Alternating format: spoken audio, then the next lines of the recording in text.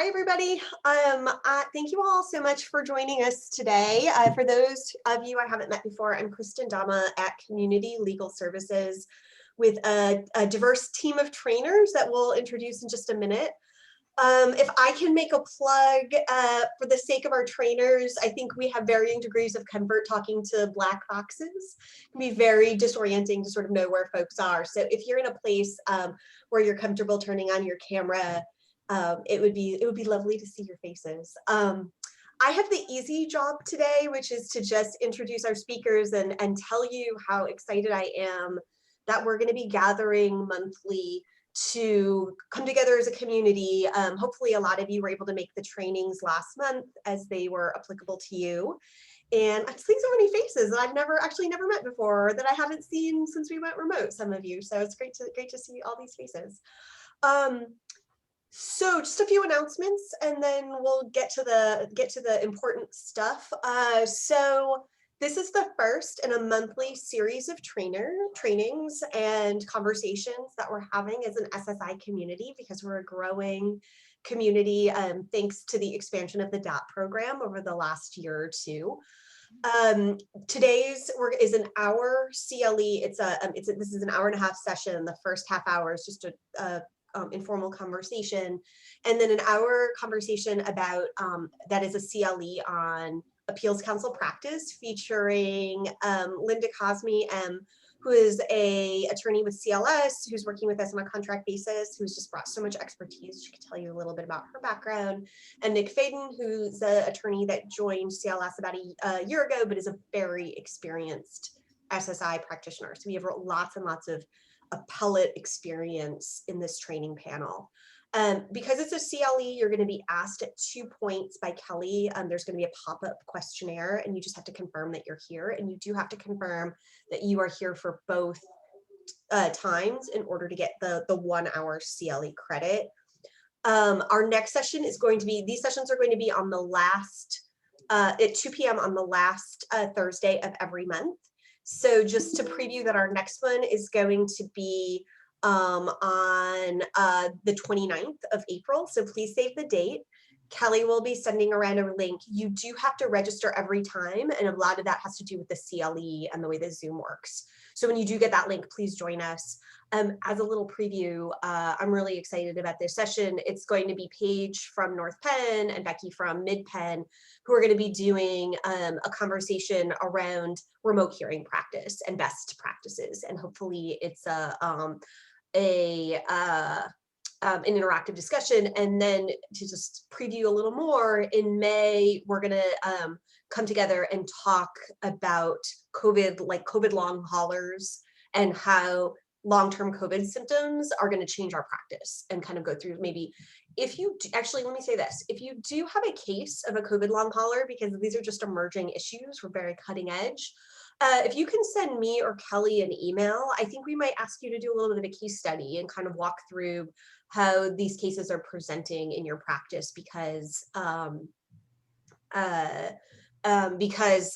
every case so far has been really different, right? And that's part of the conversation that we all want to have together in May.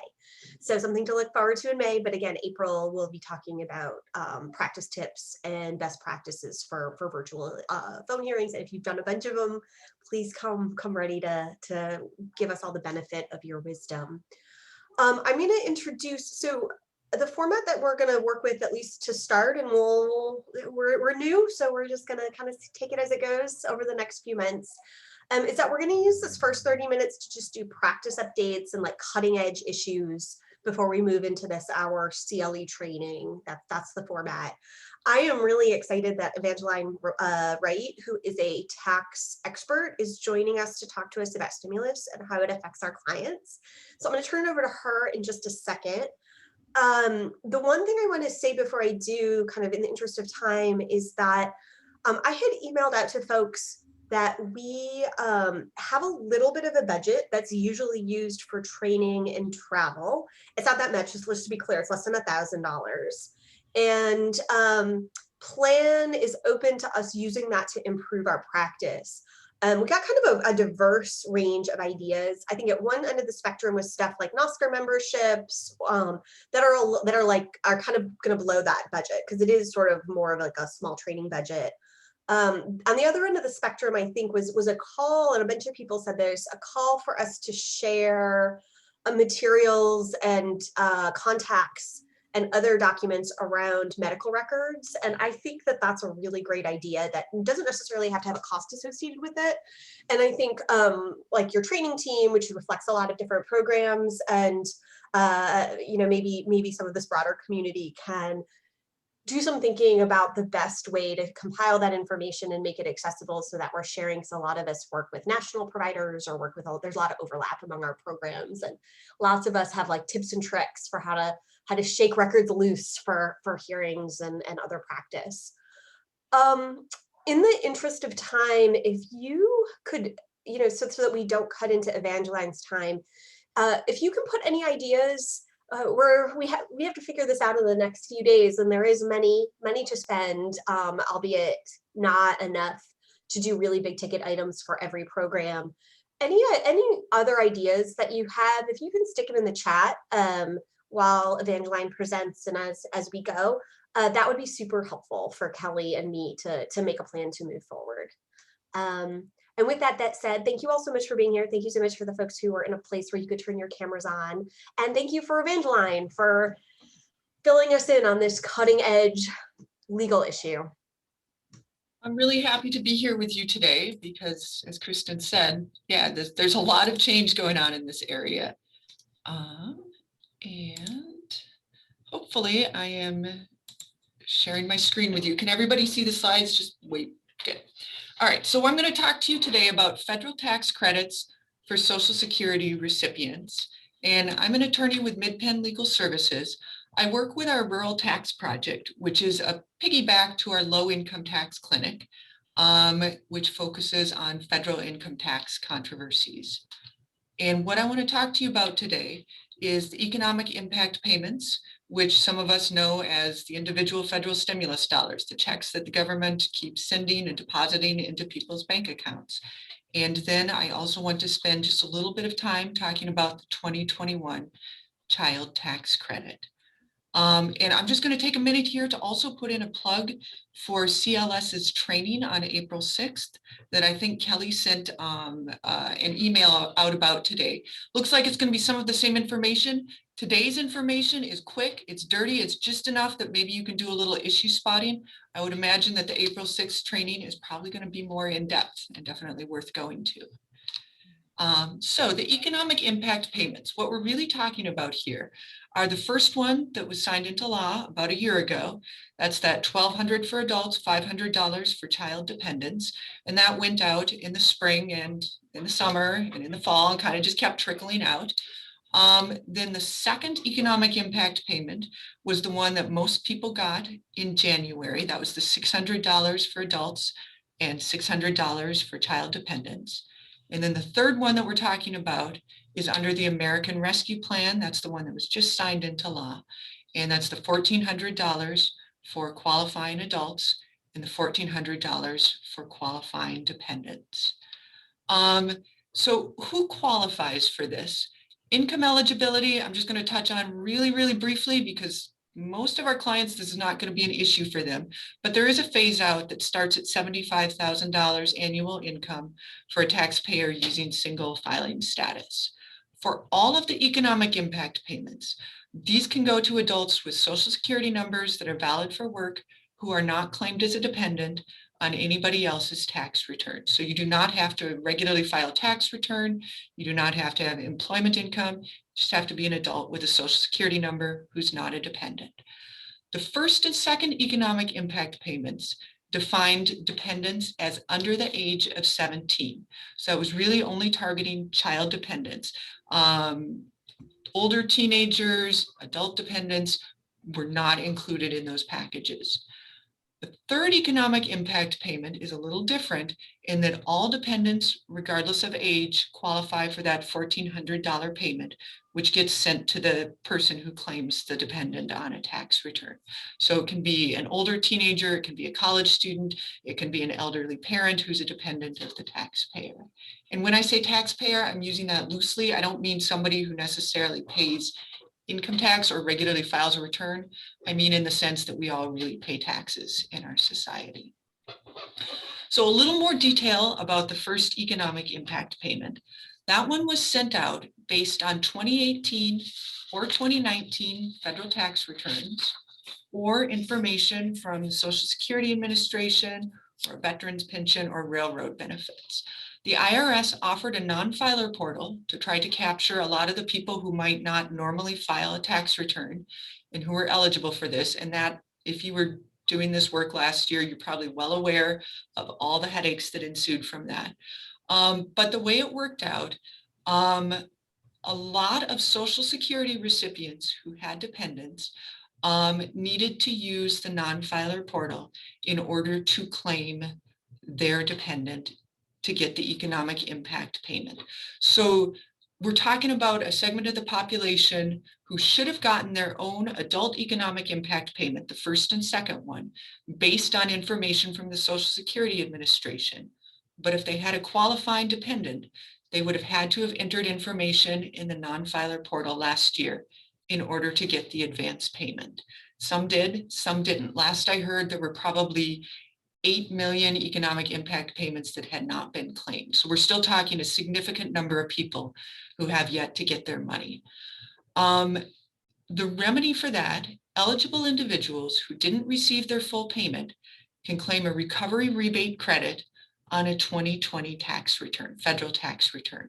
So that could include people who maybe got their own adult payment, but didn't get payment for a dependent that was eligible. That could include people who haven't gotten any of the payments because the IRS didn't have information for them.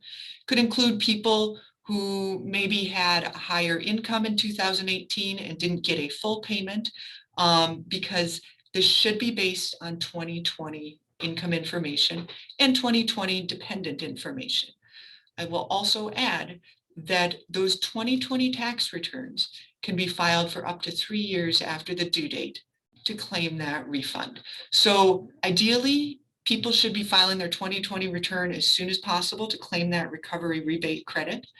But they have up until 3 years. They're going to have until spring 2024 to try to capture that money with a tax return.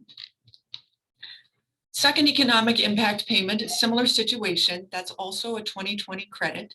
That was based just on 2019 federal tax return information or information from the Social Security Administration, veteran and railroad benefits, which left out some people who may have filed a 2018 tax return, skipped 2019, didn't get that $600 payment and needed to claim it on their 2020 return. And again, the remedy is the same. They got to file that federal tax return for 2020. The third economic impact payment, which is the most recent one that's in the process of being sent out right now, is being sent based on 2019 or 2020 federal tax returns. So that's going to include people who fully entered their information in that non-filer portal last year. What that did was that essentially created a $1 tax return for people, and it should be enough to trigger this most recent 2021 economic impact payment. But again, you're going to have a sizable segment of people who didn't receive their full payment or didn't receive any payment and can claim that either by filing a 2020 tax return this year. The IRS has said they will continue to make advance payments until December 2021. The IRS has also changed their mind about pronouncements throughout this process. So I think that date could potentially change in terms of when they're going to stop sending advance payments. But right now, what I've heard is December. Or if somebody misses it this year, they can claim it on the December 2021 federal tax return. So that is your quick and dirty economic impact payment rundown. Does anybody have questions about any of that information?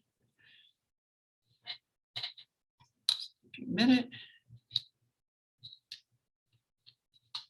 Okay, we are going to plow ahead then to the 2021 child tax credit. And here's why we care about that right now. This was also part of the American Rescue Plan Act. It's a 2021 credit, but it is intended to be paid in advance starting this summer. We're going to talk more about that.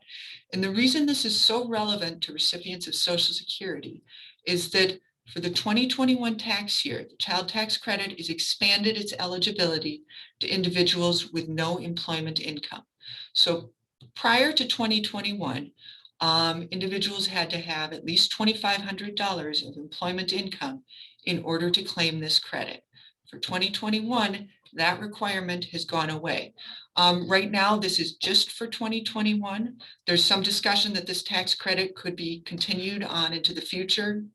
Hopefully that will happen, but we don't know. But right now, focusing on 2021, there's a huge number of people who are going to be eligible to claim this credit that would not normally file tax returns that are going to need to file a tax return to claim it. So eligibility for this credit. You need to have a child under the age of 18. That child needs to have lived with you for more than 6 months of the year. Child could not have provided over half their own support. Has to meet the relationship criteria. That's going to include biological children, adopted children, foster children, grandchildren. There's a whole list. You can go onto the IRS website.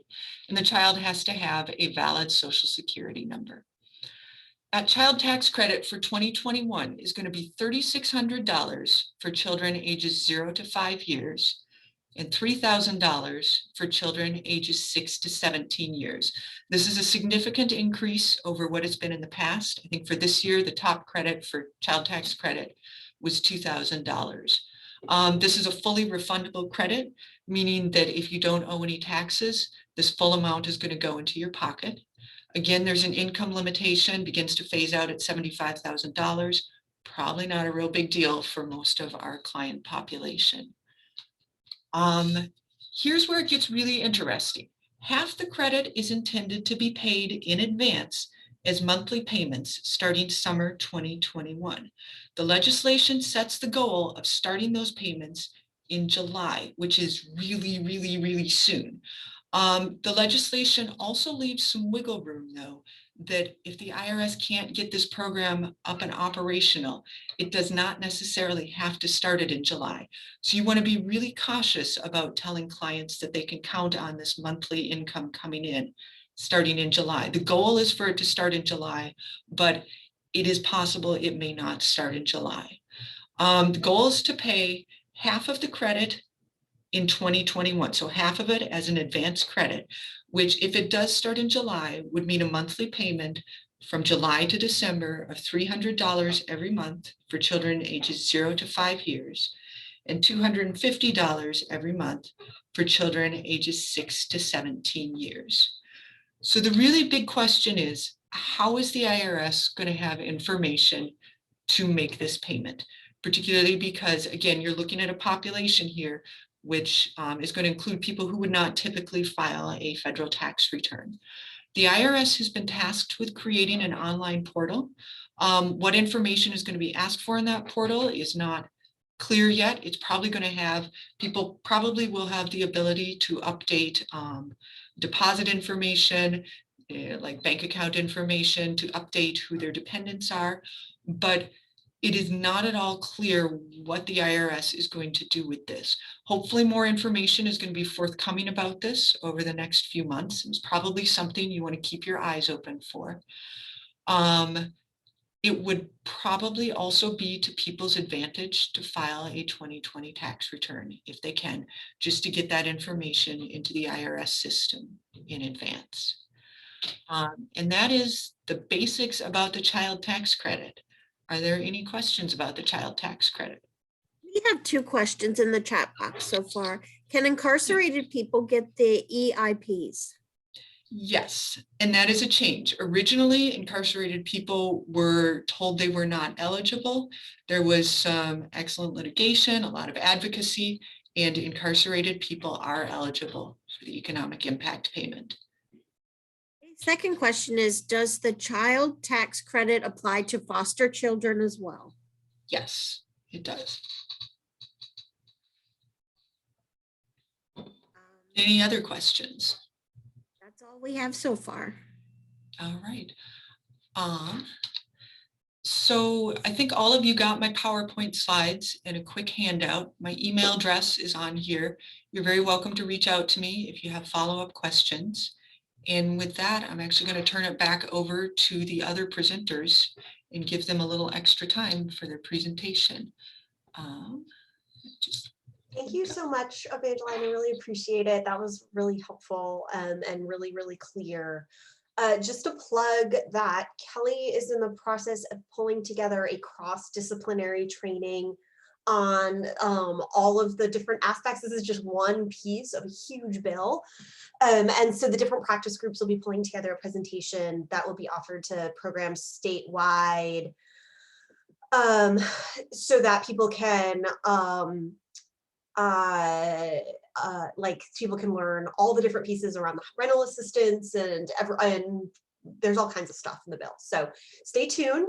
Please keep an eye on your email if you, as I'm sure you do already, for that invitation. The other thing I wanted to say, thank you so much for the shout out, Evangeline, around CLS's presentation on the 6th. I think that substantively, we'll be maybe talking a little bit more depth, just a little more time. So you're welcome to join for that piece. Although I think Evangeline's presentation was really excellent and hard to top. I think the focus of the training is going to be more on getting people into the tax system, because as Evangeline says, there's a lot of questions, especially around the child tax credit, about whether the portal is even going to allow people to enroll, or whether the only way they can enroll is through a tax return. Because right now that's all IRS is saying, is that the only way to get into the system is to file a tax return. And if payments are starting in July, they need to do it by the tax deadline. As folks in most places, for most places in the state, the big virtual assistance program is Campaign for Working Families.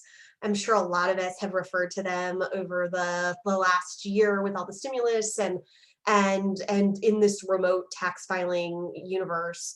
For people who've never filed taxes before, it can be a really complicated intake process that requires a lot of questions. It requires identity documents.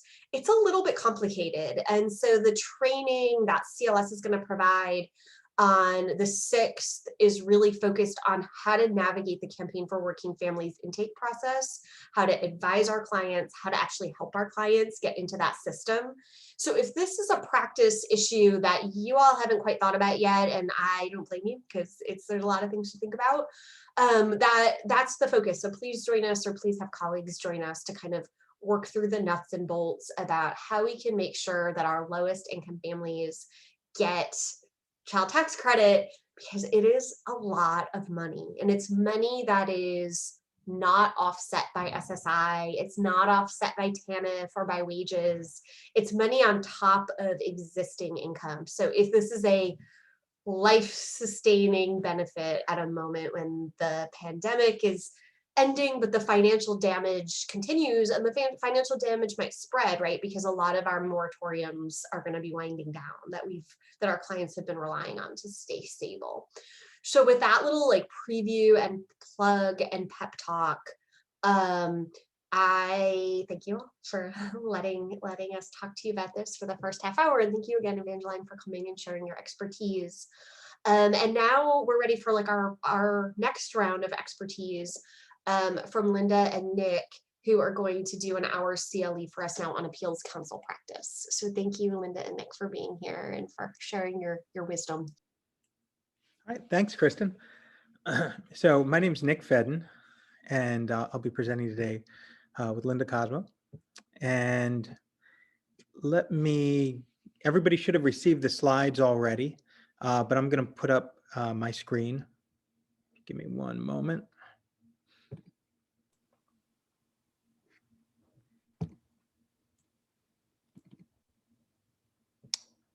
Okay. Can you see everything here, or do you just see the main screen? No. Excuse me, we see everything because you put it on presenter view. Yeah, okay, so we won't do that. We'll just do. All right. Yeah, I don't want to show the stuff in the background. All right, so today Linda and I are going to be presenting on appeals counsel practices. So some of you may have already, some of you may handle these matters regularly. You've handled some in the past. Some of you may never have taken any SSI or SSD case up to the appeals council. But Linda and I want to kind of start off today from what happens. You've been handling this case for your client, and suddenly you receive an unfavorable decision from an ALJ. So let's go forward here. Briefly, I just want to do a quick introduction of myself. My name is Nick Feden again, and while I'm new to community legal services and I'm in the SSI unit, I have been practicing appellate work within the Social Security disability field for a little over a decade. Straight out of law school, that's what I started doing. And I actually was co-founder of the appellate department at Pond Lehocky, which is a pretty large disability law firm in Philadelphia. And so there I created systems and handled, 1,000 plus cases between the appeals council and the and federal court, handling district court cases around the country. And so today, though, I'm going to focus primarily on the appeals council. Linda, do you want to introduce yourself? Sure, Nick. My name is Linda Cosme. I've been doing Social Security disability work, both from within the Social Security Administration. I retired from the agency in 2018. I also spent a great deal of time, almost 10 years, working for the DDS. And I also, in between, I would get upset with Social Security periodically, and I would leave them and then go represent claimants. So I've done both sides of the equation on these cases, and I'm very fortunate to have the opportunity to talk here with Nick, who will be providing most of our regulatory expertise. Thank you, Nick. Thank you, Linda. Linda, though, is our secret weapon. So for people who have done a lot of work or any work in front of with the appeals council, you tend to start thinking of it as a black box and you have no idea what's going on. You send some stuff in, some stuff eventually makes its way back. Very little explanation is ever provided from the appeals council. And what actually happened between A and B is often a mystery. And so what we're fortunate to have in Linda is somebody who, in the second part of this, will help us to kind of open up that black box, make it a little less mysterious, not necessarily less frustrating, but a little less mysterious. And perhaps you can unlock some additional strategies from that. So what happens? You've been working with your client now for a while. You had a hearing, and you were sure that this was going to be a favorable decision, or maybe based on your judge, you knew there was no way this was going to be a favorable decision, no matter what condition your client was in. But eventually what happens is your decision arrives, and it is an unfavorable decision. And I do want to just spend a moment on that because I do know, or I believe that there may be people here who have done almost no appellate practice in this area. And so getting that unfavorable decision can be a terrifying, frustrating, and kind of mysterious moment, and more so even for your client. So you get the decision in, and just minimize something here. All right, and you'll note, it has the client's name. It says notice of decision unfavorable, and it has the date on it. All right, so first, review that decision, at least from a cursory standpoint. Go through the decision, and make sure it actually is an unfavorable decision. Decisions can be mismarked. So I've seen that happen. Doesn't happen often. I wish it happened more, but generally but it can happen. So you review the decision and you make note of the date. Give your client some kind of call. Let your client know that you've received the decision, because they will likely have received the decision. If they received it before you probably know, because they probably called you and maybe freaking out, or some level of freaking out, which is understandable. This has been going on likely for years for them at this point. And this seems like just the end of the road for them. So at least call your client and communicate with them that you have the decision, or you're aware that they've been denied, that this doesn't necessarily mean the end of the road, but what you have to do is review the decision.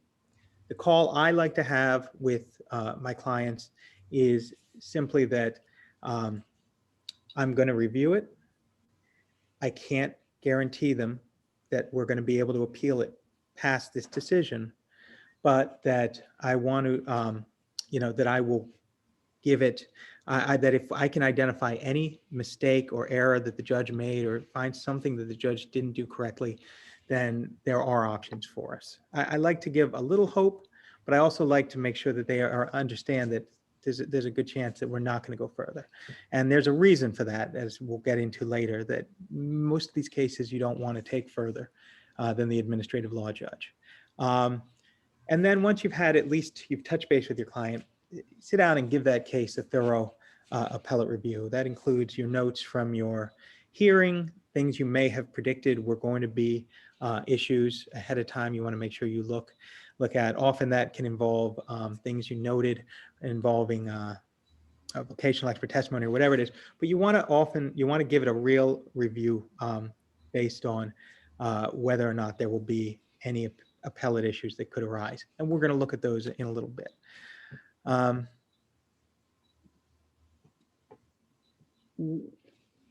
One thing you want to be aware of is, what is your time frame to review and take your next action should you decide to appeal this case? And if you decide not to appeal this case, what do you have to let your client know that the time frame that they have to move in?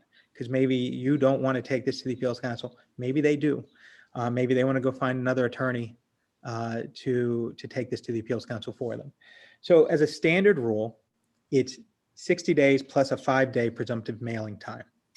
So 65 days is the general rule based on the date on the decision. So I had that date here in red. So go forward 65 days, and that is generally going to be your deadline to file your appeal. Now, if you have proof that you received it after the 5-day presumptive time frame, and I would certainly recommend keeping your mail, keeping track of that.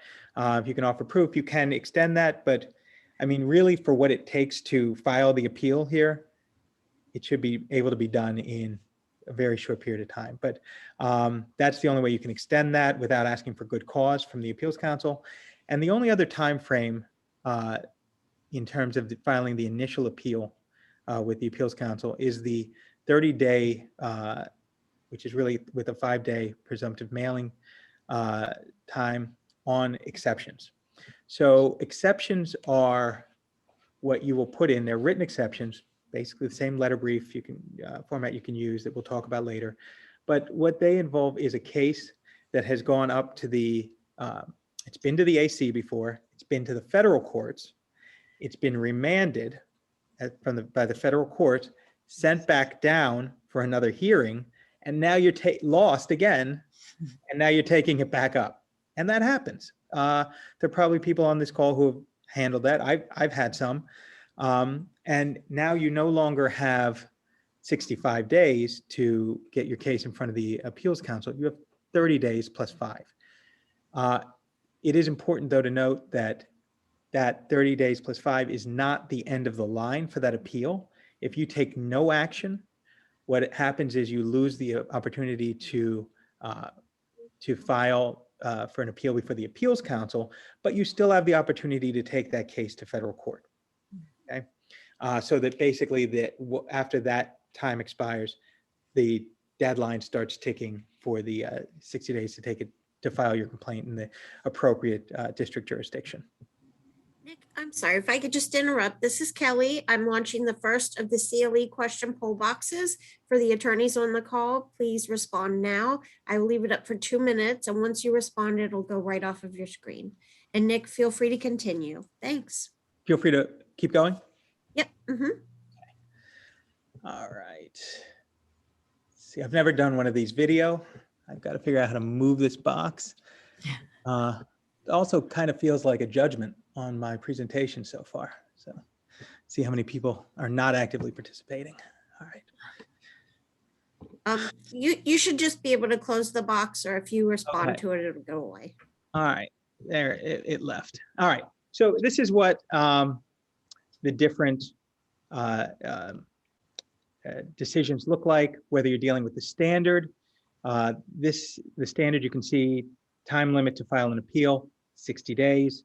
And on the bottom decision here, this was a federal court remand that then ended up losing again and had to be taken up again. And I believe this case ultimately may have even had to go all the way back up to federal court again. It may not have, but time limit to file your written exceptions here, 30 days. Okay. And please feel free to jump in with any questions, things you need clarification on. Linda, do you have anything you'd like to add so far? No, Nick, you're just doing fantastic. So no. All right, so you've decided to file. You do want to have a discussion with your client, and we're going to get into that in a moment. But just if the decision is finally made, you're going to file. Social Security now offers the ability to file your appeal. You can mail in an appeal, but you can also do it online now, which highly recommend.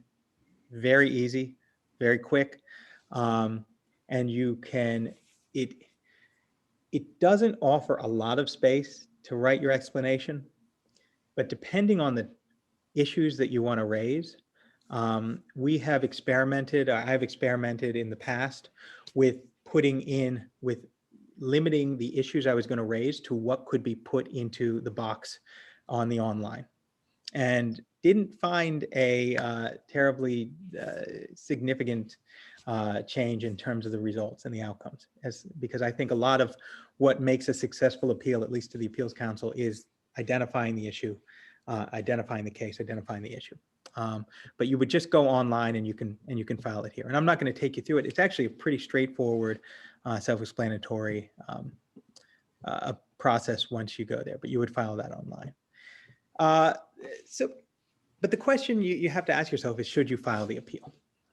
And there are some considerations you have to take into account here. And some of it has to come from a discussion with your client.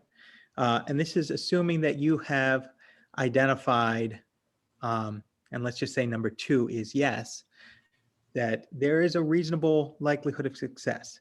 Because if there's not a reasonable likelihood of success, and many cases are sent to the Appeals Council that lose. I mean, the Appeals Council and Linda is our numbers guru, but I mean, it's generally hovered around 10% in terms of remand, where 9% remand, 1% where they actually have awarded in the past. The numbers are horrible. I generally wouldn't want to take a case to the Appeals Council unless I felt the issue was strong enough to also take subsequently to the federal courts. But there is, I think, wiggle room and reasonable room for reasonable minds to disagree on what that criteria is. However, what you do have to make your client aware of is, one, if an appeal is filed with the Appeals Council, for the most part, you can't file another application. Now, that's important because if your client has a low likelihood of success in the Appeals Council, and your client could likely win on a new application, you have to ask yourself, do you really want to stick your client in a situation where they're waiting without any information or opportunity to really do meaningful litigation, at least from their standpoint, because there is no hearing. They're not going to attend a hearing or really be able to submit new evidence in most situations. Do you want to put them in that situation? And it can be incredibly frustrating. And then if you get to the end of some unknown period, it could be a year, it could be 2 years, when the Lucia matter came down from the Supreme Court, which was a kind of an earth-shattering appellate issue that challenged ALJs throughout. It came down, and a lot of appeals were filed on the Lucia matters. It held things up in the appeals council for a long time. Cases just stopped moving. So you do have to ask yourself and your client, is this client served by putting in this appeal, or are they better served by filing a new application? It used to be that you could do both, and that was our practice when I first started practicing, which put the threshold for what I would take to the AC a lot lower. But now that you have to make that choice, it is something you seriously have to discuss with your client. Now, there are exceptions to this, and I do note some of those. If it's a Title II only case, or if it's a Title II, if it's both, and it's a DLI that now has expired and the ruling would cover it, and you're talking about a significant amount of benefits, you might want to put that in and talk to your client about putting it in and just rolling the dice, especially if it's a Title II only. And I've worked with people to appeal those because the risk of loss was far greater than anything else. And there are other exceptions where you can file a new application and at the same time file an appeal with the appeals council, or file a further appeal. If you do it should be noted, if you get the denial from the appeals council and then are filing to the federal courts, you can at that time file a new application and have a concurrent application going at the federal courts. So this is something, though, to really consider. And it's important to note that this is not, the appeals council is not an opportunity to relitigate your case. And I think that that's the number one mistake that I see coming from new practitioners. And I definitely fell into this early on. You have a case that looks really strong. You were convinced it was gonna win. A 55-year-old individual with solid MRI, and you're just convinced that there's no way this case loses. And when it loses, you're just convinced a second set of eyes gets this case won every time. But the appeals council is not a de novo litigation. This is not the same as when you were going from the initial application denial, the initial denial, or the recon denial to a judge. It's not de novo. What the judge is saying has meaning, and what is necessary to overturn that decision falls into very specific criteria that's outlined in the regs, and that involves abuse of discretion, error of law, lack of substantial evidence, broad policy, or new and material evidence. We'll get into some of those more. But the reality is, most of what I ended up taking to the appeals council, and Linda, please jump in if you have a different experience, involves error of law. Also, to some extent, substantial evidence, but those are the two major successful appeals that I would take were based on those areas. Linda, did you have any different experience? Nick, that's pretty much correct. Error of law is the number one, and lack of substantial evidence is also the two top. Abuse of discretion is rarely looked at. But I think that's the one where it doesn't pass the sniff test. All the evidence that most people would look at would know that that a certain outcome should happen, and it doesn't. So you do have some of these abuse of discretion by the ALJ, but not that many. And I have only seen in thousands of cases I've processed at the Appeals Council, only a couple of cases that hit on broad policy or procedural issue that impacted the general public. The other category that's strong is new and material evidence. And we will cover new and material evidence down the road on the slides.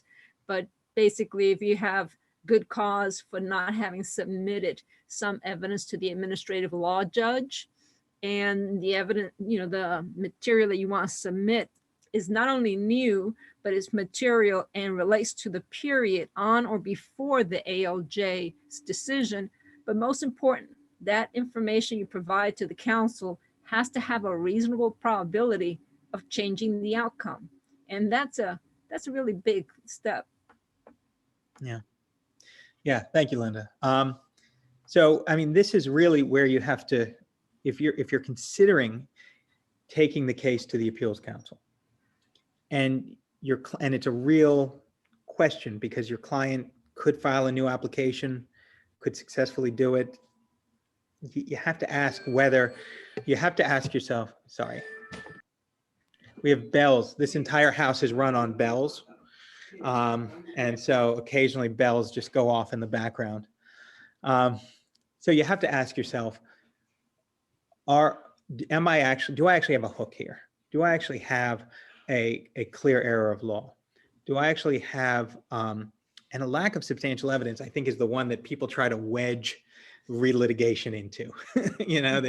They say, no. The judge, there was an MRI, there was an EMG, there was all this on this hand, but the judge really, noted that, but really was compelled by, the negative straight leg raise and all the positive, or the negative physical examinations. There was nothing that showed nothing. And I really think that the judge didn't have enough substantial evidence to support their decision. That's not substantial evidence. That really isn't going to win your cases. That is really asking the Appeals Council to reweigh. If the judge didn't note in any way that there was an MRI that showed something, severe impingement or something like that, if the judge didn't note that at all and made no mention of it, that's different, right? That's now you're getting into something where you actually have a hook, and kind of falls into somewhere in the error of law. It's failed to consider all relevant evidence, also lacking substantial evidence for the decision. But failing to note it or failing to address it is very different than addressing it and just not something where one judge would have found it, the individual disabled, another judge didn't. That's really not the way the Appeals Council appears to operate, based on my case experience. So that is something that you really have to fight your way through. You need that hook. You need to really be able to fit it into one of these baskets, and you need something that is a clear error on the part of the judge.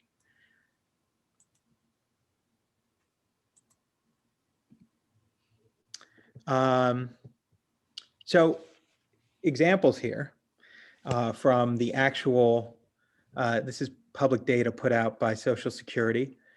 Let me see here. So if you look at these are some examples for what has successfully led to remands.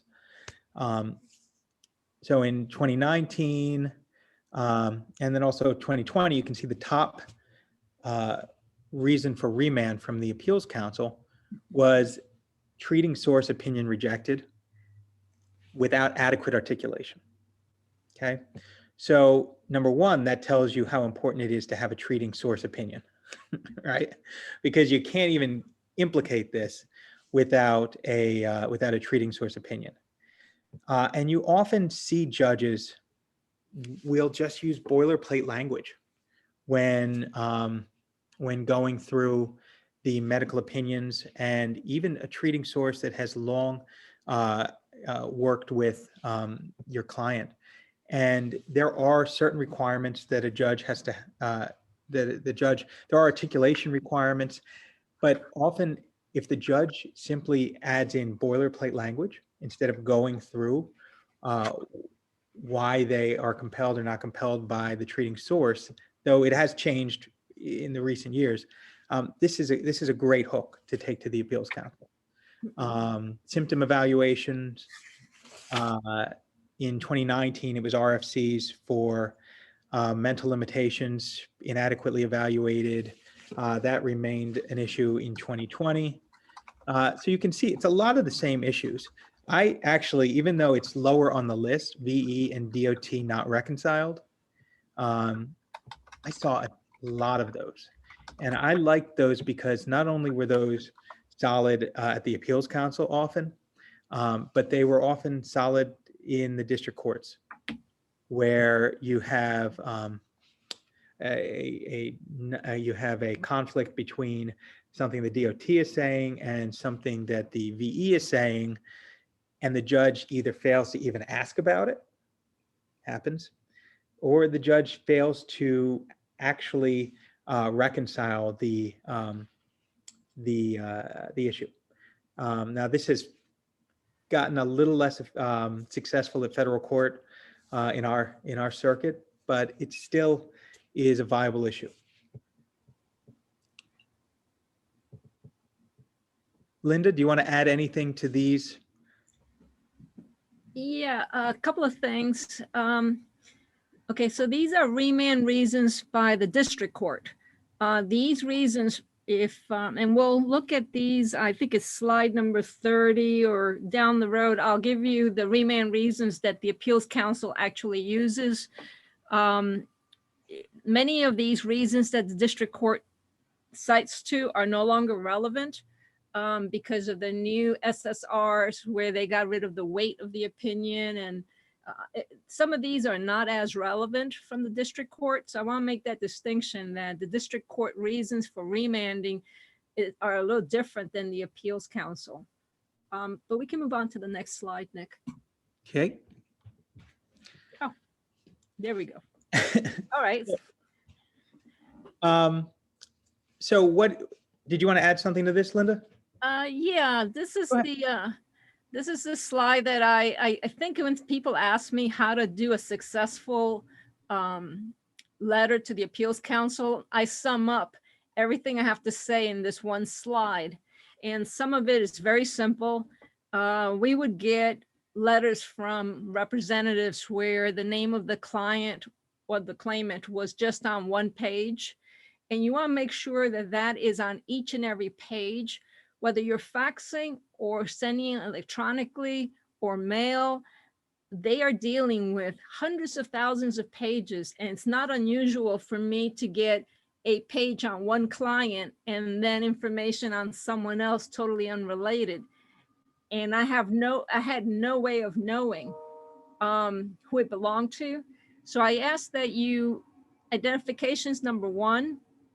Number two is what I call analysis. If you understood that the appeals council may have as many as 5 lawyers that will look at your case, you would spend less time with the laundry list. As Nick mentioned, you know, the appeals council is looking for just a few things, and you want to limit your issues. I tend to see the best successful remands are usually 1 or 2 issues. The Mickey Mouse issues, your laundry list, I call it, you know, maybe obesity wasn't mentioned. Yeah, it's a mistake, but it's not going to change the outcome, and the appeals council will not remand the case. You know, so pick your battles and try to identify 1 or 2 key issues. The third item is what I refer to as brevity. The analysts that are going to look at this case are looking at, I mean, if you had any idea of their workload, you would understand what I mean by brevity. Some of you are not old enough, but I remember one of my favorite scenes in I Love Lucy was Lucy trying to eat all those little chocolates in that chocolate factory, and the chocolates kept going because they were going so fast. The analysts here are flooded with work. I mean, they do not, and I have done a lot of training with the analysts, and they'll tell me, I only read the first page, or I'll look at, a very quick 1 minute review of whatever it is you're going to send them. So I will discourage people from doing briefs where you're citing to the law and citing to this. Do not write to the appeals council to try to impress them with your knowledge. That's for federal court, okay? For the appeals council, short, 2 pages, maybe 3 at best. Professionalism, the analysts are the gatekeepers to the judges. In other words, before a judge looks at your contentions, and in fact, the judge will rarely look at your contentions. It's unusual. It's very rare for a judge to actually look at your brief. Your brief is looked at by support staff and the analysts. The analyst will write a recommendation to the appeals officer or to the judge. So you want to avoid using phrases like the ALJ failed to do X. Don't use the word fail, because many times the analyst, the appeals officer, or the judge, they know these guys. I know these administrative law judges. So if I got if you get a letter that says, the ALJ is a swindler and he is a SOB and he fail. What you do is you fail to accomplish. See, you do not like that word. That word has such a strong negative connotation, and you want to be that professional lawyer who's neutral. The ALJ disregarded the evidence. The ALJ omitted. He missed. She discounted the evidence. There are hundreds of words you can use other than fail. You want to keep this neutral balance so you don't get the analyst all worked up. You do not want an analyst that's worked up, because that contention will never see the light of day to the appeals officer or to the judge. So write in a neutral, professional manner, stick to the facts. And my last item that I recommend is peer review. Peer review meaning when you write to the appeals council or district court, for these 2, appeals council especially, and district court as well, you should have another person in your office just glance at your letter. Does it make sense? They don't have to break down every part of your letter, but the thing about peer review is sometimes some clean eyes can highlight simple things that can make the difference between a remand, a payment, or some other option that you may have. So I recommend that you work with your colleagues and ask your colleagues for some feedback. Okay, Nick.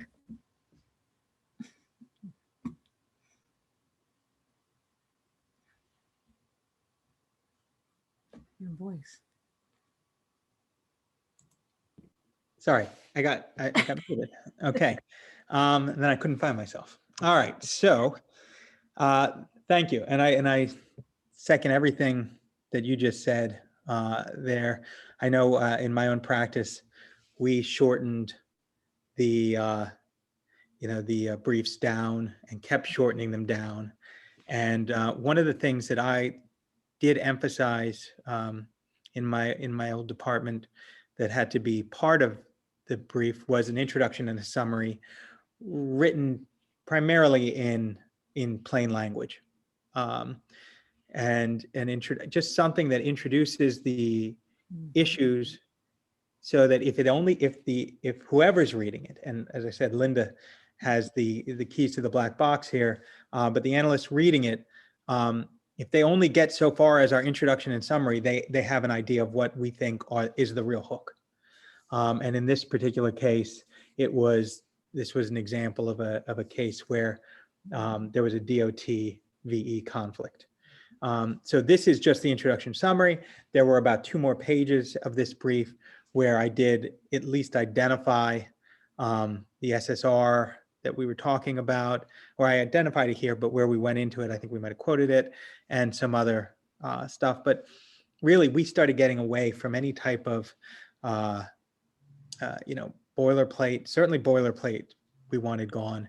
And then any type of overly flowery prose, we also want to go. We really, and legalisms, we really wanted to try to make this as plain language as possible while keeping it clear.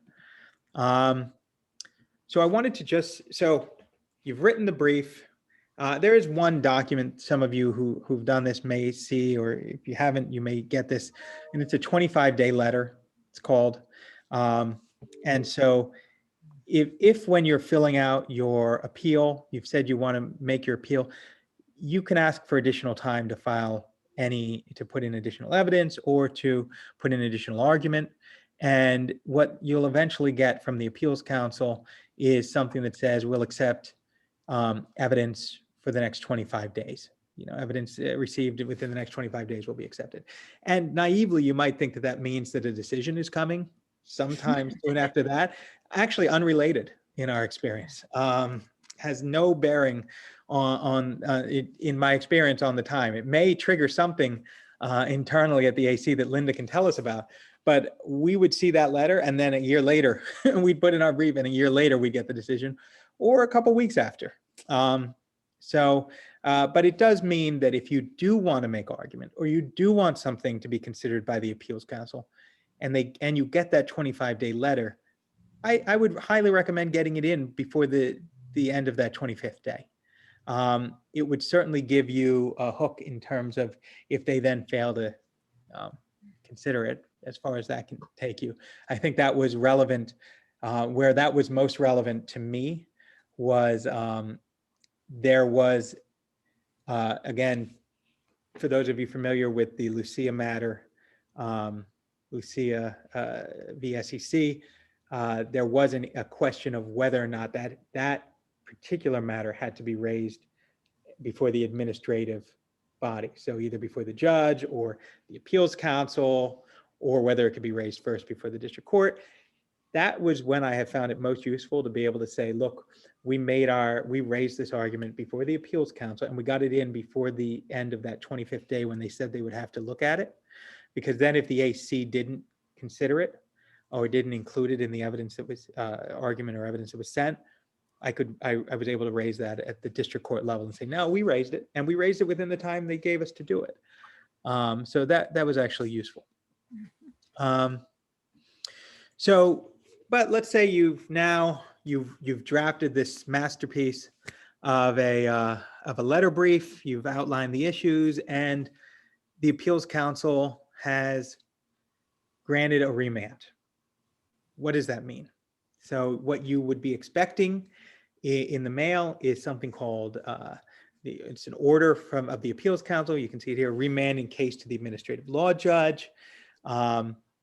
And here, as an example, you can see that this was a remand where the appeals council actually granted review and then also remanded. They can grant review and not send it back for another hearing. But in this situation, they granted the request for review under the error of law provision. Okay. And as I said earlier, that is one of the primary reasons that things get sent back.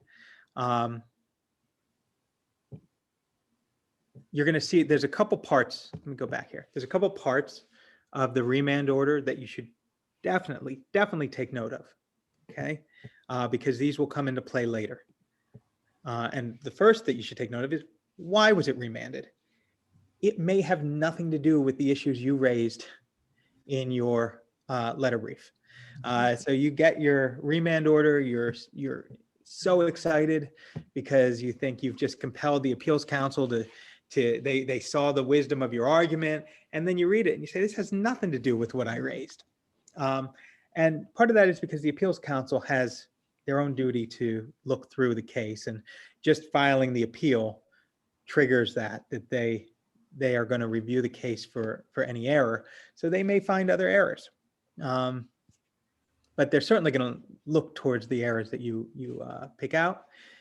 In this case, an error was identified, and it had to do with a failure of the judge to follow the HALEX, where we had requested, the attorney in this case, or the rep in this case, had requested that if there was any additional evidence that there be a supplemental hearing. So the fact that they actually put that on record was great. Maybe wasn't even necessary, but here, let me just see this real quick. Here, the appeals council found that the claimant was entitled to a supplemental hearing that was requested in response to the vocational expert's proffered opinion, and is sending it back. So it is important that you look, because one of the reasons this is important is because there may be a limited amount of duty on the part of the judge in terms of what they have to do at the follow-up hearing. And one thing that's going to play into that is the errors identified. The other will be the second part, which is what must the judge do according to this remand order? And this comes a little lower in the remand order. Pay very close attention to this. You may be the one handling the case at the new hearing. You may not. If you're handling somebody else's remanded case, look at this. This sets up the framework in which the new hearing is going to take place. And it both limits you and limits the judge. And that can be good or bad. There are times I was so happy to see that perhaps the residual functional capacity wasn't up for grabs, right? In this particular remand order, the judge has been ordered to give further consideration to the claimant's residual functional capacity. There have been cases where, because we already had sedentary and we had an individual who was over the age of 50, we basically had a full grid except for one little portion. And that one little portion, maybe it was the judge's, maybe it was a vocational issue that we raised. And what I don't want at that point is the appeals council remanding that with an instruction to give further consideration of the claimant's maximum residual functional capacity, because now the judge has the ability to go from sedentary to change their mind and be at light, right? It reopens it. If that's not part of it, I will argue, and I will the first thing I'll say is now, as a reminder, Your Honor, we're here under remand, very limited scope, that we're only considering the vocational testimony, or this vocational testimony regarding the individual's past work. I want to limit or expand what that judge can do as much as it suits my client, though, really. So if this part wasn't in here, but I needed that judge to reconsider, I will also remind that judge that they should consider themselves free to consider the full residual functional capacity. So, but it's important to note what is here, because your strongest argument is certainly going to be what the appeals council has put into writing. Any questions about that? Or Linda, do you have any follow-up? No, Nick, that's pretty much on point. The remand orders are very specific. Even when the Office of General Counsel wants the appeals council to accept a request for voluntary remand, those orders to the OGC office are similar to these remand orders in that they're very specific. They focus usually on the error that was found. Most of the time, not most, actually in every case that I am familiar with, when there are problems with the evidence, it does include a bullet for reassessing the RFC, because anytime you want evidence looked at, either they missed something or something wasn't done properly with evidence, it always has some type of impact, and you will see the, I regret to tell you, Nick, you will see the RFC bullet. But that's why I brought up the vocational. It's generally when we're making the specific vocational arguments that we can sometimes get around. And I will tell you that if the appeals council can award benefits, that is always a preference than to remand. So there's an order of preference that the appeals council likes, but unfortunately they cannot order payment of benefits if there are any remaining issues. And if the vocational aspects of the case have not been fully flushed, then the appeals council has their hands tied and they will remand for that narrow issue.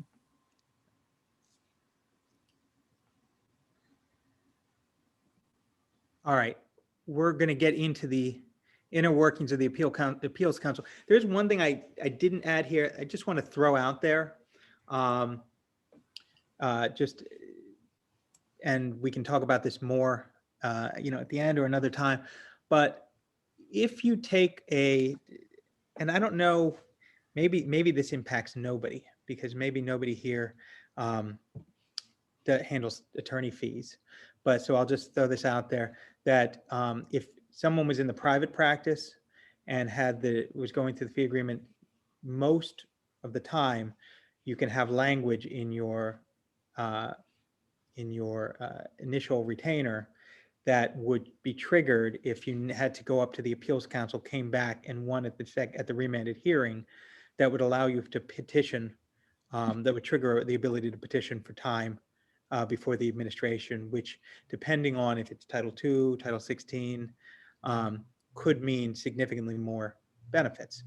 That might be meaningless for this audience, but it have big implications for my past practice in private. So let's get into the inner workings of the appeals council. And I know we're running a little short on time, but we're gonna keep plowing ahead. So Linda, you were inside of the beast, so to speak. So could you give us a little sense of the makeup of the appeals council? Sure, Nick.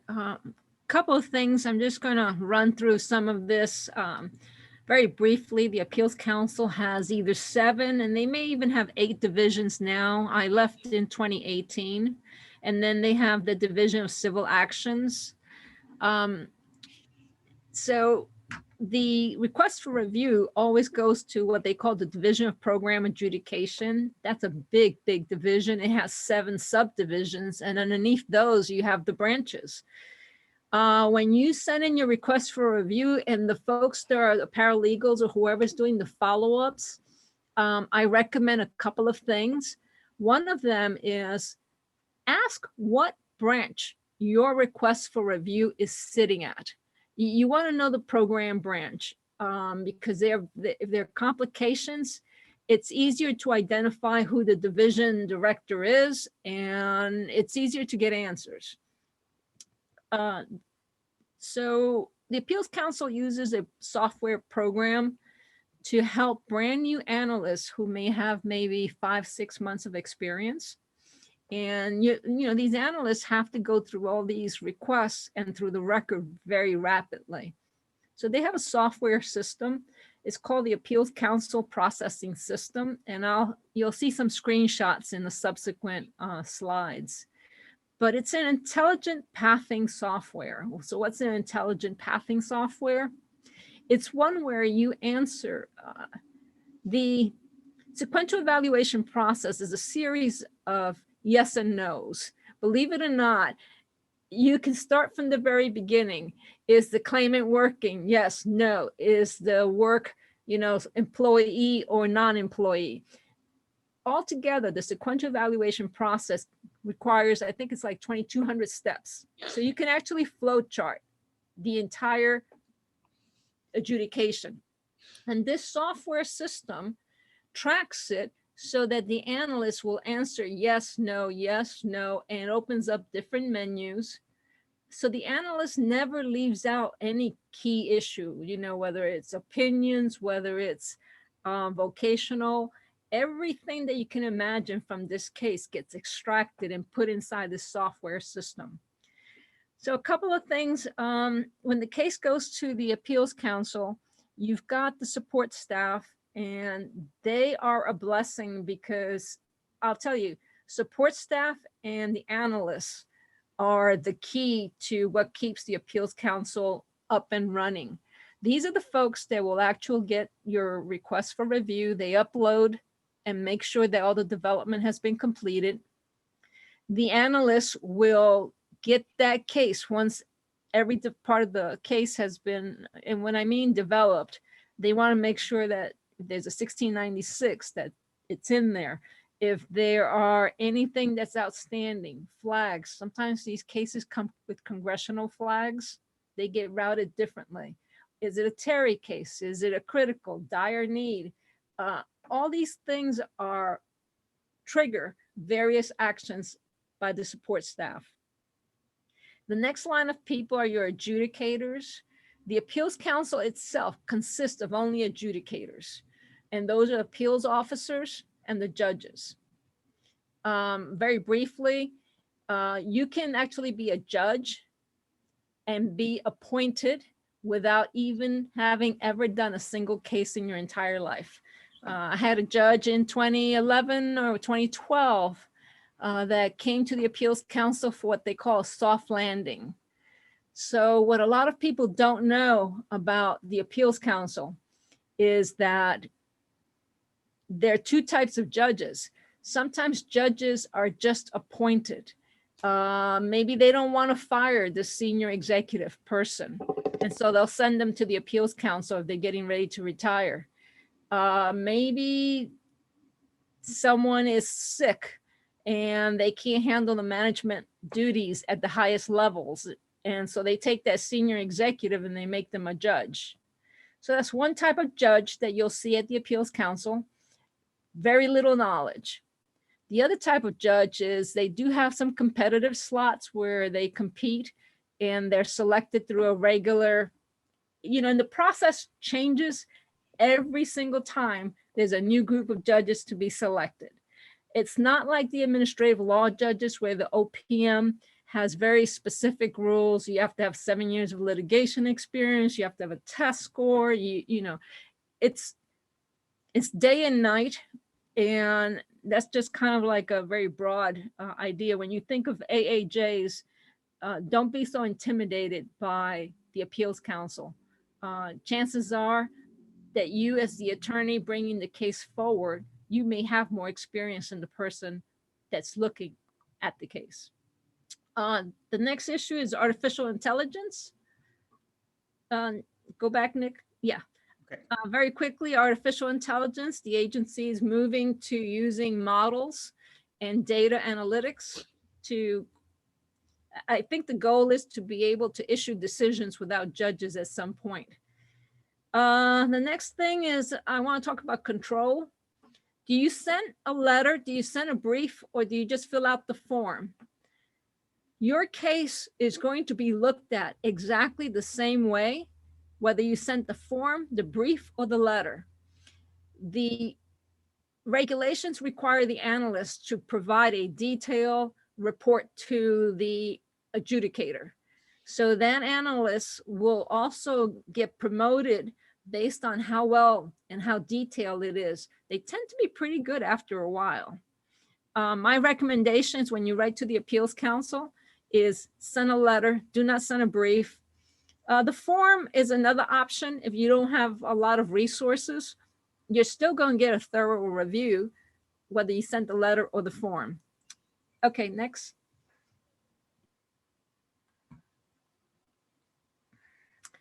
All right, so the appeals council has a matrix of these decisions, like who signs what. All right, so if the case is going to be denied, and that's about 77 to 81% of the cases, the numbers, I'm giving you a range because it depends on the year. Sometimes it's a little more generous and other years a little more stringent, but these are the numbers for the last 7 years. You need an appeals officer or an administrative law judge. They can deny the case. On the next one, for dismissals, a dismissal has to be handled by an administrative law judge. An appeals officer cannot dismiss a case. The favorable and the remands have to be signed by 2 administrative appeals judges. When the case is sent to these 2 judges, sometimes there's a disagreement between these 2 judges. So a case may be actually referred to a 3rd judge, and the 3rd judge is called a C member. The C member will then make the decision. You still get 2 signatures, but what you don't know is that, the best example is I look at Nick's request for review. Okay. I'm an analyst, 1 lawyer. I write a recommendation to the appeals officer, another lawyer. I say, I disagree with the analyst. I think we should pay the case. It goes to the first A member judge. The judge says, Linda, I think you're right. Let me send it. So they get a B member to agree. Maybe the B member disagrees, and then you need a C member. So I guess what I'm trying to tell you is that it's possible that your case can actually be looked at by at least 5 lawyers. So, you know, the cases are being reviewed thoroughly. Next. I'm going to do this very quickly, mostly because I just had a case of Cheesers. Bless her heart, she doesn't know it yet. We had won the case at the ALJ level. And then for a long time, we're wondering what was happening to the case. Well, I knew immediately that it got picked up for pre-effectuation review. So these are the number of cases that the Appeals Council on its own motion will review. They're favorable decisions by ALJs. It goes to a quality branch where they get reviewed again. And as you can see from the numbers, about 1.5% of the cases are reversed. So you know, some of these cases, you know, your client will be all excited, and then they'll reverse the case completely, and they'll say, nope, no benefits. Actually, it's about 6% in 2013, where the benefits are taken away. I think these are the cruelest case of all. And I think they're cruel because the claimant or the client has received a letter saying that they won and that they're entitled to money. And then in less than 60 days, the Appeals Council can actually review that decision and reverse it. Sometimes they send it back for a new hearing and they don't terminate the benefits outright, and then they release the case. Next. Linda, I'm sorry, this is Kelly. If I could just interrupt for a second, I'm going to launch the second of the CLE polls. Attorneys who are requesting credit, please respond. You'll have 2 minutes to do so. And somebody turned it off. Hold on. Okay, it should be relaunched, and you'll have 2 minutes to respond. And Linda, please go ahead and continue with the presentation. Sorry about that. Very briefly, because we don't have a lot of time. I think I have about 2 or 3 minutes. This is a front page of ARPS, the processing system. Nick, let's go through these really quick. I don't think I have control of the slides. This is case information, the details. Keep going, Nick. Analysis. Next. Okay, stop here for a second. This is the procedural tab. This is the most important part of the software from your perspective, because it contains a section for what's called contentions. Next slide. Contentions. Okay, so every possible argument that you can think of, it's already in the software system. So the analyst will pick from hundreds and hundreds of contentions that you can possibly raise and add them to the list. Next slide, please. This is a summary of the report that the analyst will prepare for the appeals officer. And it's a very, very specific report. It gives me all the critical dates I need that are important to me. This is why, Nick, it's not that important that you write when you're writing to the appeals council that, you know, you're saying, oh, DLI is on this day, the onset date is on this day.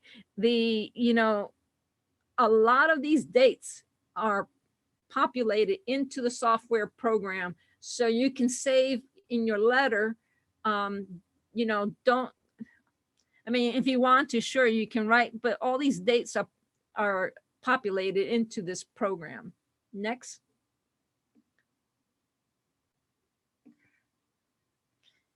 Okay, the 1696, take a look at the bottom of this form. It has a beginning date and an ending date. The ending date, it's automatic, it's 60 days from the last notice. Next. These are the reasons the Appeals Council will remand the top 10. What I wanted to show here is a couple of points. It's a 3-year difference.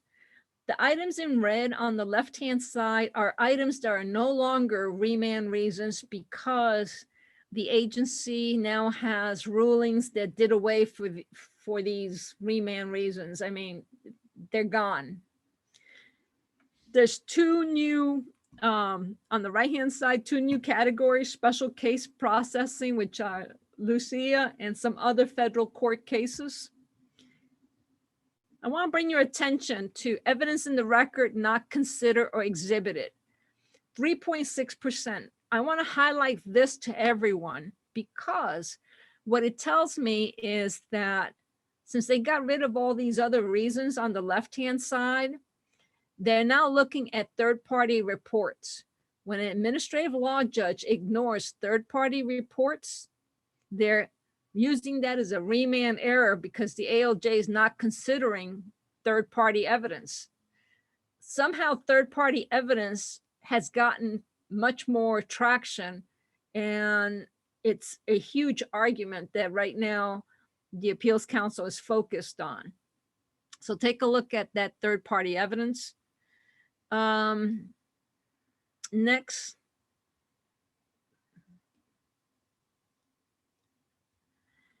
Very quickly, the Appeals Council goes through different phases. At one time, I started working at the Appeals Council in 2011, and I was able to watch this trend go from 21% when I was at the Appeals Council, and I left just at the beginning of 2018, mid-2018. But I saw nothing but a decline in the number of remands. And that bothered me greatly because I was doing a great deal of work on data analytics. We were looking and creating models that extracted information so that the goal was for us to be more productive. But what I was starting to see was fewer and fewer remands. And I think what's troubling about this is that the federal court remand rate was the opposite. You know, the fewer cases that the AC was remanding, the more the federal district court remanded back to the ALJs. I encourage everyone that if you're going to do appellate practice, if you're going to bother to file an appeal to the Appeals Council, don't stop there. I encourage you that if this is a case that is worthy of you to file a request for review, you'll probably be denied. But the district courts have over 51% remand rate. That's huge. That's half of all the cases that are appealed to the federal district court are remanded. Now, that doesn't mean the claimant or the client will win benefits, but it does mean that the agency that represents the client is entitled to EJF fees. And why is this important? Well, I'll tell you, EJF fees for me would be a huge source of funding. And it just reimburses, you know, like it reimburses, for example, CLS for the effort of the attorney time that's used to defend these cases. Now, the client may not win, but this is good income for any organization. And I would really push for more district court litigation if you're going to be reviewing cases at the Appeals Council. Next. I don't think I'm going to cover these, Nick. They're self-explanatory. Can you keep moving past these slides? Because I think our time is almost up.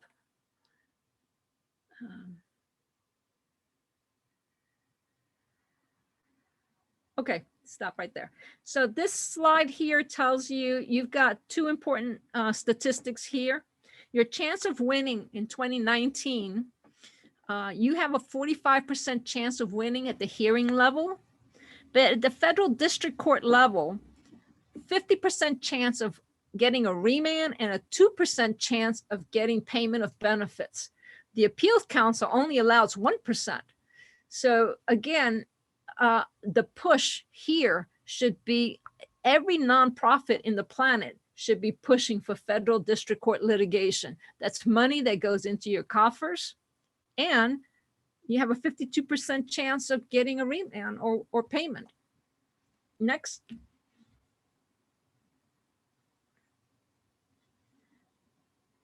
Kelly? Hello, Kelly? Yes, I'm sorry. I stepped away for just a moment. No, that's What- okay. We've run out of time and I don't know what to do. Well, I mean, the hour CLE is complete, but if you want to keep going and people want to stick with it, they're certainly welcome to. You won't know, get any just start- more CLE credit, but We can Okay. also take questions here, Linda, unless there's something else you wanted to talk about. No, I'd rather take questions from folks that may have questions. it may be quicker and easier instead of people writing in the chat box. If you just want to unmute yourselves, you have the ability to do that. On the prior slide, you called it ACRR. What's RR? Which slide? This one. Hold on one second. Right there. What's RR? Request for review. Okay. Those are the requests for review.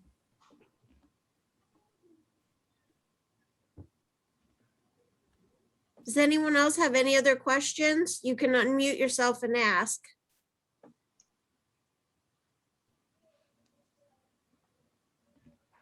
Can I Oh, I ask think- a quick question, please?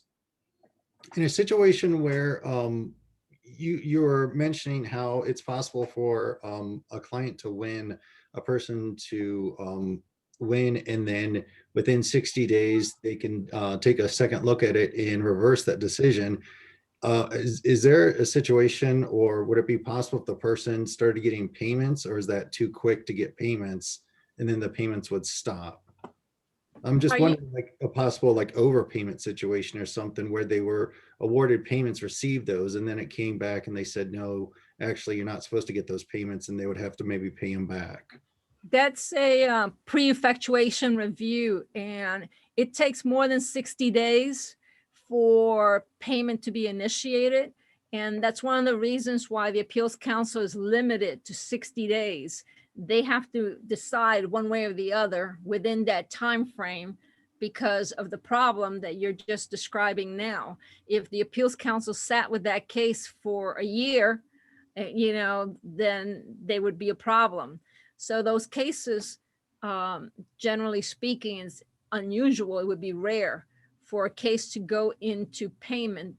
They're referred to as pre-effectuation, effectuation meaning payment. So this is before the payment is done. I hope that answers your question. It does. Thank you very much.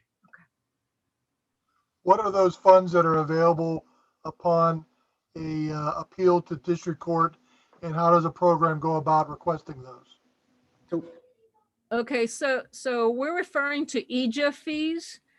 When you go to federal district court, and I'll let Nick elaborate more, but when you go to federal district court, if you get a remand, that's considered a win. And that entitles you to EJA fees. Nick, do you want to add to that? the only thing I'll say is, so basically, and this is why if you do any federal court practice, it's important to keep an hourly sheet of your time, because if you're successful and the agency was found to be in error, there's a phrase that my mind can't come up with right now, but it's a two-part thing.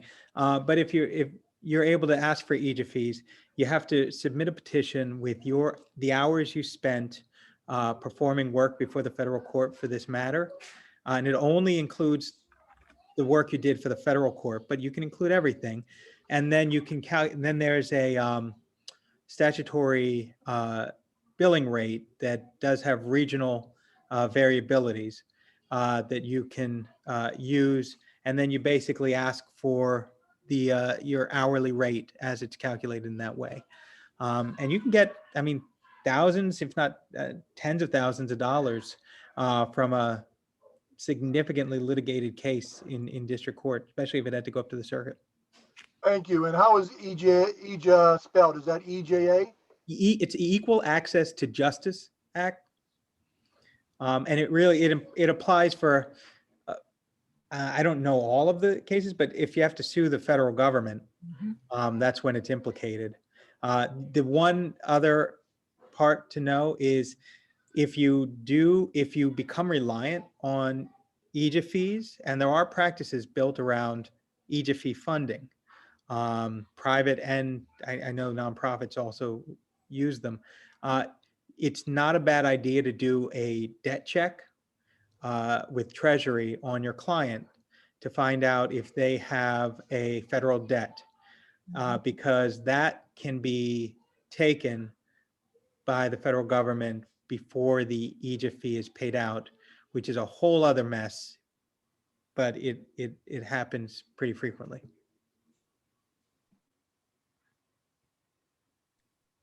We have two more questions from the same person. A colleague is looking for suggestions where she got AC decision without opportunity to review transcript and submit arguments as she had requested initially. Is there any expedited AC process after review has been pending over a year? Well, Go ahead, Linda, please. so what I hear the question to be is, the case has been sitting at the Appeals Council for about a year, and you want to know how to move the case so that you can get a quick answer? Is that right? I thought she had the answer, or the person had the answer. It was a denial, and it came before they saw the transcript. Is that correct? Huh? Oh, are these two separate questions? These are They're two two separate separate questions. questions. Sorry. Okay, so one is an individual who got a denial, but never got to see the transcript or submit argument. And the other is the individual who, the other is just a question about expediting process after a year. You want to take that second one or both, Linda? I do have thoughts on the first one. Okay, the easy question: to expedite a case before the Appeals Council, there is no way to the Appeals Council is first in, first out. You go on an assembly line. The exception to that is if you can notify the Appeals Council that the case should be flagged, and there are some HALEX instructions for when a case is considered critical, and a critical case goes to the front of the pile. And this can include cases that are Terry cases, cases that are suicidal, homicidal, dire need. There's a long list of cases that could be flagged as critical, and critical cases go to the front of the pipeline so you can get a quicker answer. Be careful with Congressional Flag. Congressional Flag is the one that will slow down your case because it has to go to another component to respond to the Congressional, and that just adds more delay. So if you want a really quick answer, tell your clients to stay away from the Congressional. It just slows. And I don't know of any Congressional. As a matter of fact, I know of no Congressional that resulted in a change in the decision. Nick, you want to take the other question? Yeah, I mean, unless you know something different here, Linda, on the inside, I mean, this looks like a situation where you're just going to have to file a complaint to federal court if you, I mean, if the decision has already come, which is my understanding on the first, that you got a denial. I don't think there's going to be anything to reopen. You're going to have to file to federal court, unless, Linda, you're aware of a process for getting in without filing. I mean, I guess you could contact the Appeals Council, but I don't know anything that you can do to force them. There's a couple of things, and I need more information to really answer that question correctly. There's a lot of questions that enter my mind. so in my head, there's lots of exceptions and nooks and cranny that you can sneak through these cases. But just generally speaking, you know, if it's a year and I think someone said they had not seen the record, the transcript, but they got a copy, that you should have gotten a copy of all the exhibits that are used. You should have gotten that information via CD or on ERE. So I don't know. You know, that information is available to the representative. If the representative had, you know, requested it, I don't know. Once a decision is issued, the only avenue is to file an appeal to federal district court within 60 days. You know, a decision at the appeals council is final. Okay, yeah, I wasn't aware of any either. And I don't even, I mean, that's not really, I'm not aware that that you'd even be able to raise that as an issue at the district court, that they didn't give you the transcripts when you requested them.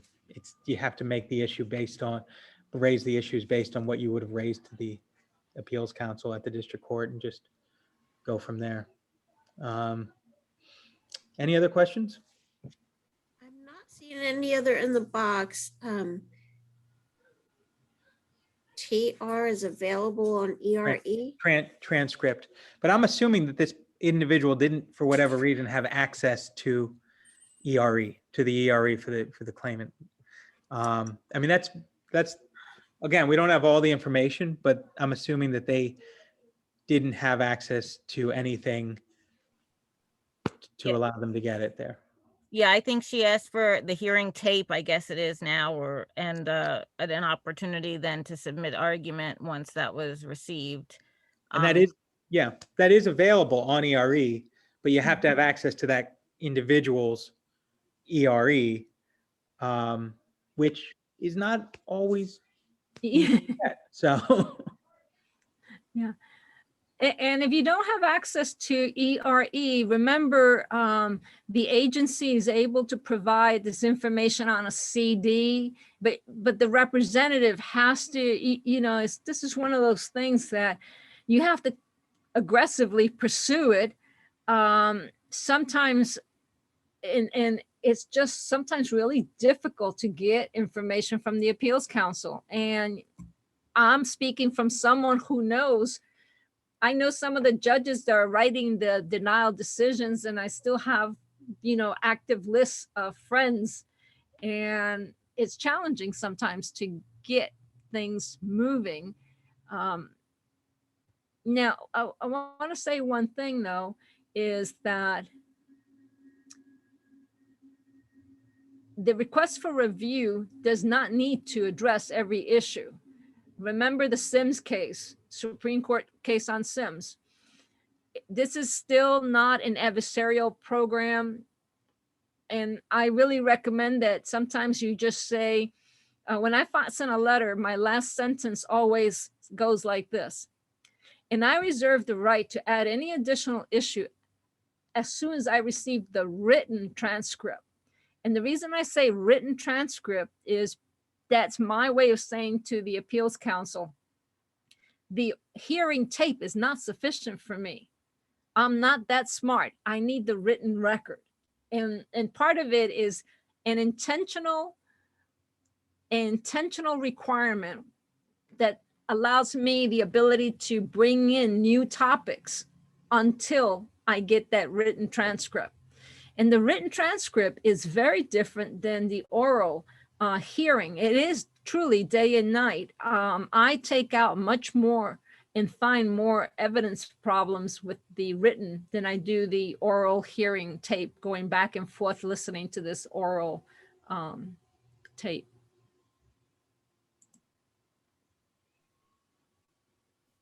Last call for any questions. We don't have any in the chat, but if somebody wants to unmute themselves, gone. Well, I'd like to thank Nick and Linda and Evangeline for your wonderful information today. This will get out to the offices and advocates and help some clients out. So we really appreciate you being here. And thanks everyone for being here with us. Have a great day. Thanks. Take care. Bye-bye. Bye.